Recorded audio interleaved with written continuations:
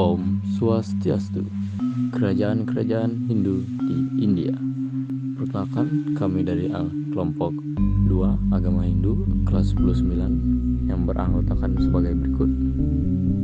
Kerajaan Maurya.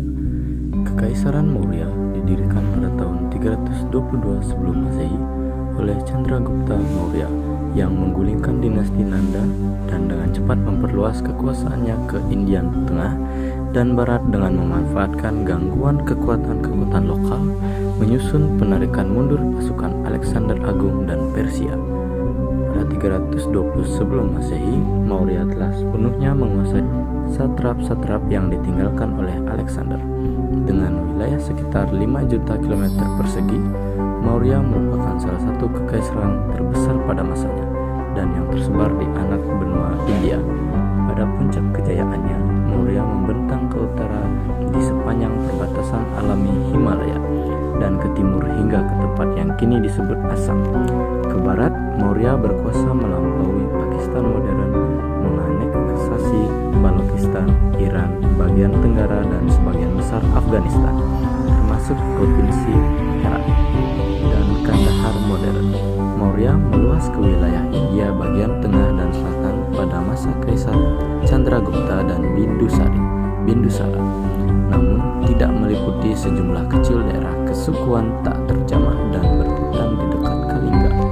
Hingga Raja Asoka berhasil menaklukkan wilayah tersebut 60 tahun setelah berakhirnya pemerintahan Asoka, Maurya mulai mengalami kemunduran dan pada akhirnya runtuh pada 1185 sebelum Masehi dengan berdirinya dinasti Sunga di Magadha. Kerajaan Maurya. Cakra Asoka di bawah Chandragupta, Kekaisaran Maurya menaklukkan daerah Trans-Indus yang dulunya dikuasai oleh Makedonia. Chandragupta kemudian memukul mundur invasi yang dipimpin oleh Seleukos, seseorang jenderal Yunani dari pasukan Alexander. Di bawah Chandragupta dan para penerusnya, perdagangan dalam dan luar negeri, kegiatan agrikultur dan ekonomi semuanya berkembang dan meluas di seluruh India berkat bentuknya sistem keuangan, administrasi, dan keamanan tunggal yang efisien. Sesuai perang Kalinga, Maurya mengalami periode selama separuh abad yang dialami kedamaian dan keamanan di bawah Asoka. Maurya juga mengalami masa kerukunan sosial, transformasi keagamaan, dan kemajuan ilmu pengetahuan. Chandragupta Maurya menganut Jainisme dan meningkatkan pembaruan dan reformasi sosial dan keagamaan dalam masyarakat Maurya. Sedangkan Asoka menganut agama Buddha dan menciptakan masa kedamaian dan kekerasan sosial dan politik di seluruh India. Asoka juga membantu menyebarkan gagasan-gagasan Buddha ke Sri Lanka, Asia Tenggara, Asia Barat, dan Eropa Mediterania. Jumlah penduduk Maurya diperkirakan sekitar 50 hingga 60 juta, menjadikan Kekaisaran Maurya sebagai salah satu kekaisaran berpenduduk terpadat pada masanya. Salah satu warisan Maurya yang terus digunakan pada masa modern adalah kapital singa Asoka di Sanata yang dijadikan lambang nasional Indonesia. Adapun peninggalan kerajaan Maurya antara lain adalah goa buatan dari batu cadas dan pilar dan tugu Asoka. Kerajaan Gupta. Kekaisaran Gupta adalah sebuah kekaisaran India kuno yang berdiri pada tahun 320 Masehi hingga 550 Masehi dan meliputi sebagian besar anak benua India. Kekaisaran Gupta didirikan oleh Maharaja Srigupta. Kedamaian dan kemakmuran yang tercipta pada masa Gupta memungkinkan perkembangan ilmu pengetahuan dan seni. Periode ini disebut zaman keemasan India dan ditandai oleh banyaknya penemuan dalam bidang sains, teknologi, teknik, seni, dialektika, sastra, logika, matematika, astronomi, agama, dan filsafat yang mengkristalisasikan unsur-unsur yang kini dikenal sebagai kebudayaan Hindu. Chandragupta I, Samudragupta Agung, dan Chandragupta II Agung merupakan penguasa terkenal dalam dinasti Gupta. Penyair Sangsekerta abad keempat Masehi, Kalidasa menyebut bahwa Gupta menaklukkan sekitar 20 termasuk kerajaan Parasikas atau Persia, Una, suku-suku Kamboja yang tinggal di sebelah barat dan timur lembah Oxus, Kinara, Kirata, dan lain-lain.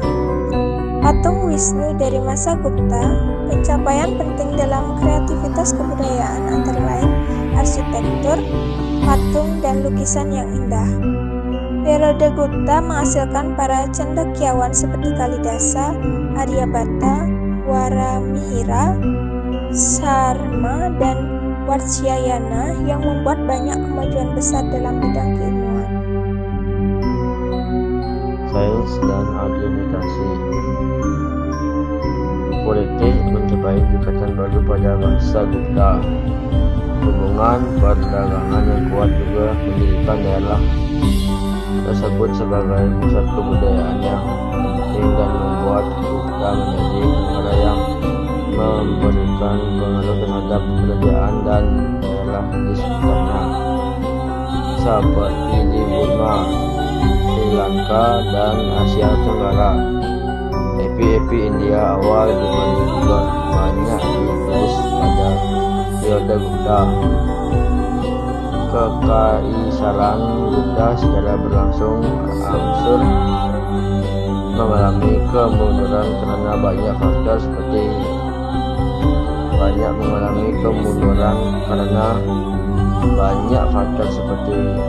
banyak kehilangan wilayah dan otoritas kekaisaran yang disebabkan oleh negara-negara bawahan mereka sendiri serta invasi bangsa Huna dari Asia Tengah.